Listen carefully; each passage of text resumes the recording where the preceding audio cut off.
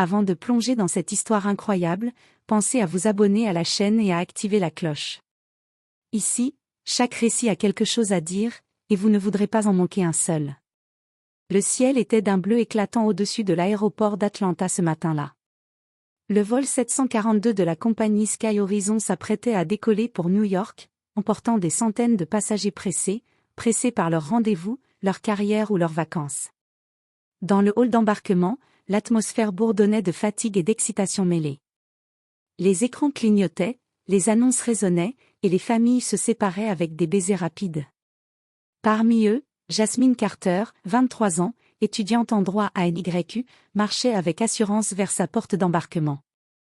Sa robe légère flottait légèrement au rythme de ses pas, et son sac à dos, rempli de livres et de notes de cours, pendait sur son épaule. Elle avait passé la matinée à préparer un dossier pour son stage d'été et avait hâte de rejoindre New York pour une réunion importante. Jasmine ne se doutait pas que ce simple vol allait transformer sa vie en un combat pour la dignité et le respect. À quelques mètres d'elle, Margaret Whitmore, hôtesse de l'air depuis 15 ans, préparait le vol avec son équipe. Ses gestes étaient précis, ses sourires contrôlés. Mais ce matin, quelque chose clochait. Une irritation invisible l'habitait, et elle semblait chercher une raison pour imposer sa loi, pour rappeler son autorité.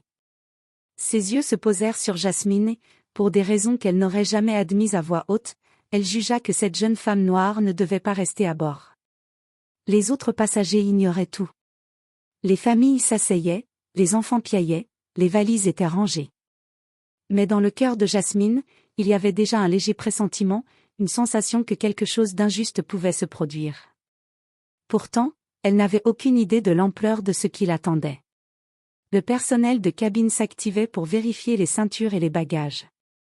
Margaret, elle, avait déjà pris sa décision.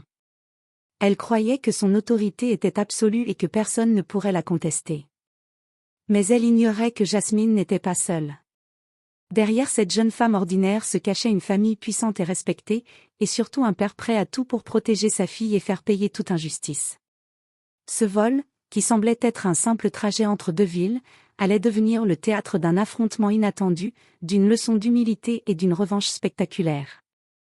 L'avion avait décollé depuis quelques minutes, le moteur vrombissant dans une symphonie métallique, lorsque Margaret Whitmore s'approcha de Jasmine Carter avec un sourire forcé, mais froid comme la glace. « Mademoiselle, vous devez me suivre immédiatement, » dit Margaret, sa voix trahissant une autorité qu'elle croyait incontestable. Jasmine leva les yeux de son ordinateur portable, surprise. « Excusez-moi ? » « Pourquoi ?» demanda-t-elle, sa voix calme mais ferme.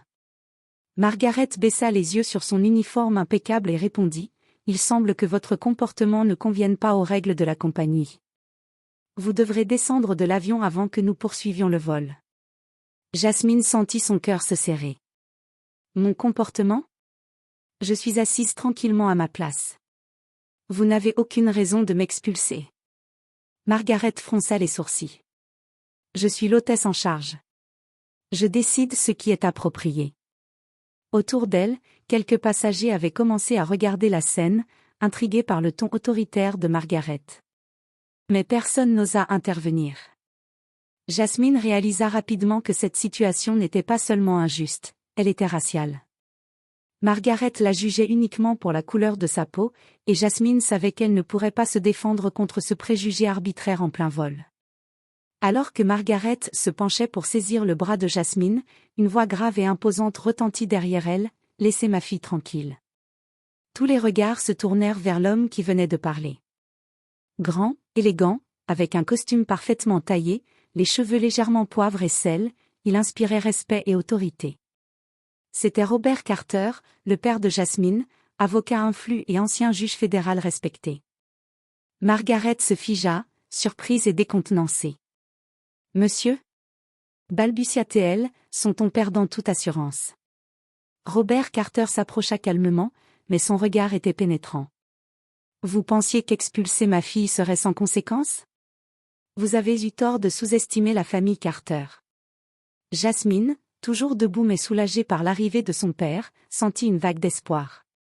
Elle comprit alors que ce vol allait devenir un champ de bataille, non seulement pour sa dignité, mais pour l'autorité de ceux qui pensent pouvoir abuser de leur pouvoir impunément.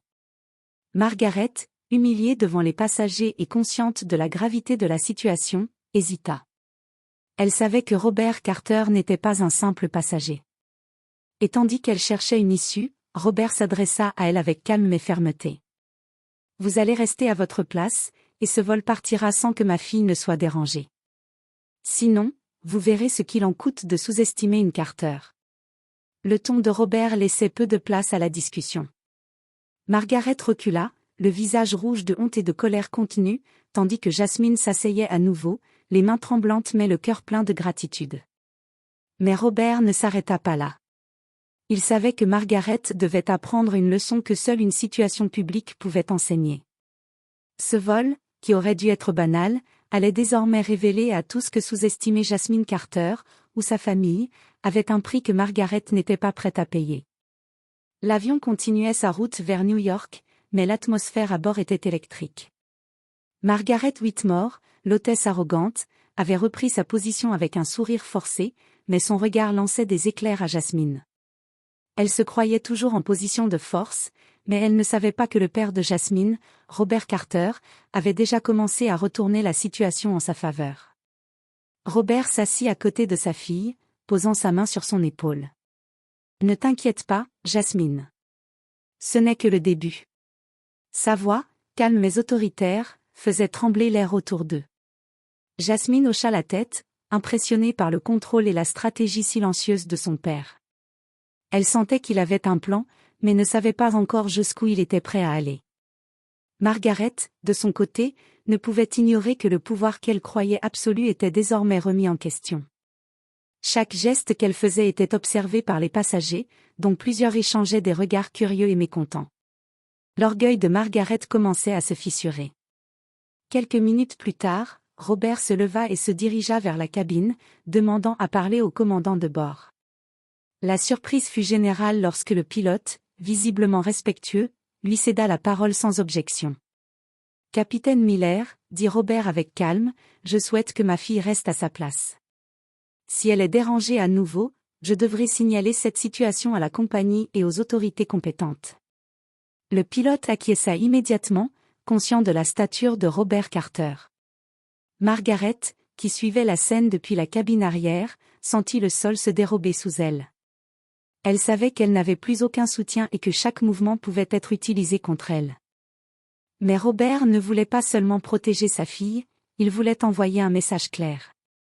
Il prit discrètement son téléphone et envoya un message à un ami journaliste, tout en gardant un œil sur Margaret. Quelques minutes plus tard, une notification discrète sur le téléphone de Margaret l'alerta, une capture vidéo de son comportement, montrant son autorité abusivement exercée contre Jasmine, était sur le point d'être diffusée sur les réseaux sociaux. Le visage de Margaret pâlit. Elle comprit immédiatement qu'elle n'avait jamais été préparée à affronter quelqu'un comme Robert Carter. Chaque passager, même ceux qui n'avaient rien remarqué, commençait à sentir que quelque chose de grave se préparait. « Papa ?» murmura Jasmine, impressionnée. « Tu comptes vraiment ?» Robert sourit doucement. « Parfois, ma fille, il faut que certaines personnes comprennent le prix de leur arrogance. Et crois-moi, Margaret Whitmore va apprendre cette leçon aujourd'hui. » À l'arrière de l'avion, Margaret se sentait piégée. Elle était confrontée à un homme qui combinait autorité, pouvoir et stratégie. La jeune fille qu'elle avait crue vulnérable était protégée par quelqu'un qui ne laisserait rien passer. Le vol se poursuivit, mais la tension était palpable. Margaret savait qu'elle était sur le point de perdre plus qu'une simple dispute, elle allait subir une humiliation publique orchestrée avec précision. Et Jasmine, silencieuse mais déterminée, sentit pour la première fois que son droit à la dignité serait défendu, peu importe la puissance de ceux qui cherchaient à l'écraser. Alors que l'avion entamait sa descente vers New York, Robert Carter savait que le moment de frapper était venu. Margaret Whitmore, qui pensait toujours pouvoir se rattraper discrètement, ignorait que la situation avait échappé à tout contrôle. Une fois la ceinture de sécurité attachée, Robert se leva calmement et s'adressa à tous les passagers, sa voix résonnant dans la cabine. « Mesdames et messieurs, je tiens à attirer votre attention. Il y a eu une tentative injustifiée d'expulser ma fille de cet avion simplement à cause de la couleur de sa peau. Un murmure parcourut la cabine. Les regards se tournèrent vers Margaret, dont le visage devint rouge vif. Elle ouvrit la bouche pour répondre, mais Robert continua, sans la laisser interrompre. Nous avons filmé cette tentative. Ces images vont immédiatement être transmises aux autorités compétentes et publiées sur les réseaux sociaux. Cette personne, Margaret Whitmore, a abusé de son pouvoir et a tenté de discriminer une passagère sans raison. À ce moment précis, Robert sortit discrètement son téléphone et projeta la vidéo sur un petit écran portable connecté au système de divertissement de l'avion. Les passagers purent voir clairement Margaret, autoritaire et agressive, tenter de forcer Jasmine à quitter sa place.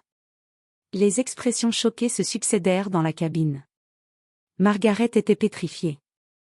Jamais elle n'avait imaginé que son comportement serait exposé ainsi, et surtout pas devant des témoins aussi nombreux.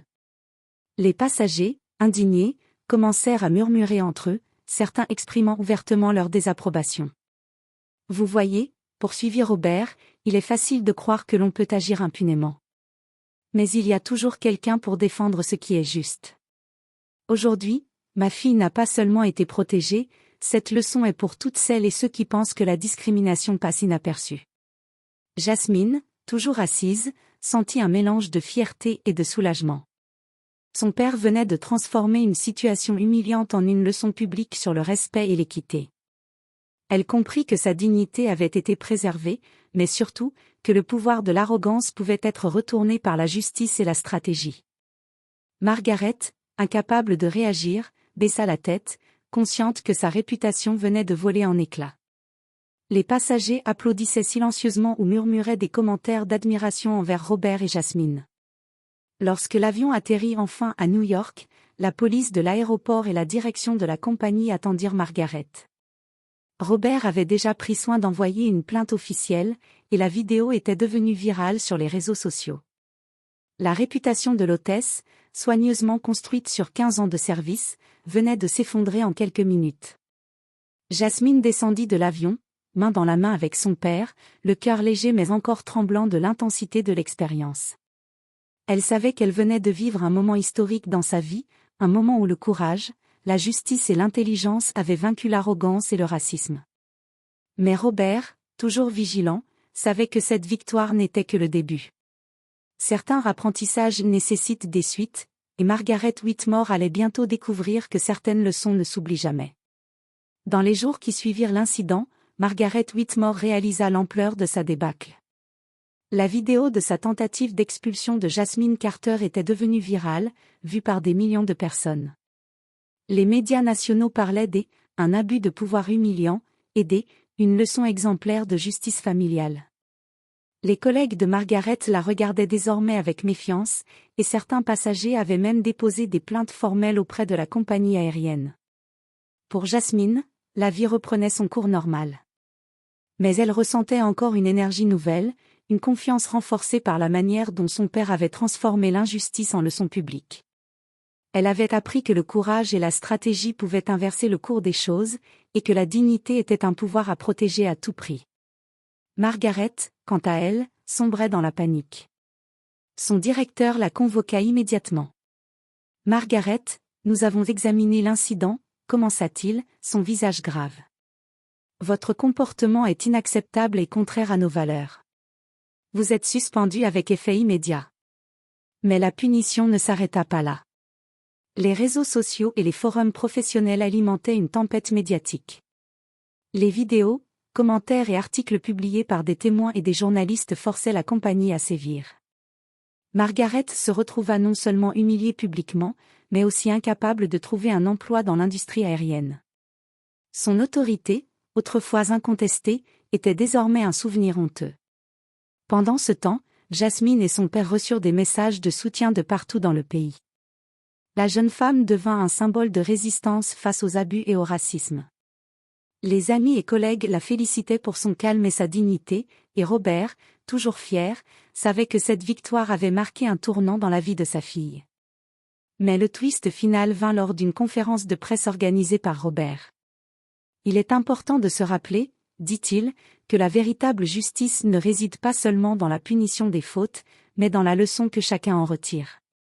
Il fit un signe à Jasmine, et celle-ci annonça devant les caméras. Aujourd'hui, j'ai appris que même face à la peur et à l'injustice, il existe toujours une manière de se défendre avec dignité et intelligence. Et que ceux qui pensent pouvoir humilier les autres doivent savoir que chaque action a des conséquences. Margaret, regardant la conférence à la télévision depuis son appartement, sentit l'écrasante vérité. Elle avait non seulement perdu sa réputation et sa carrière, mais elle avait été confrontée publiquement à la puissance de la justice incarnée par une jeune femme et son père.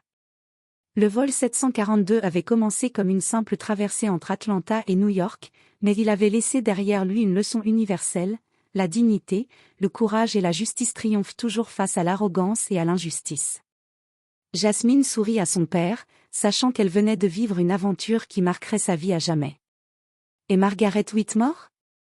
Elle ne pourrait jamais oublier le nom de Carter, ni la leçon que ce nom portait avec lui.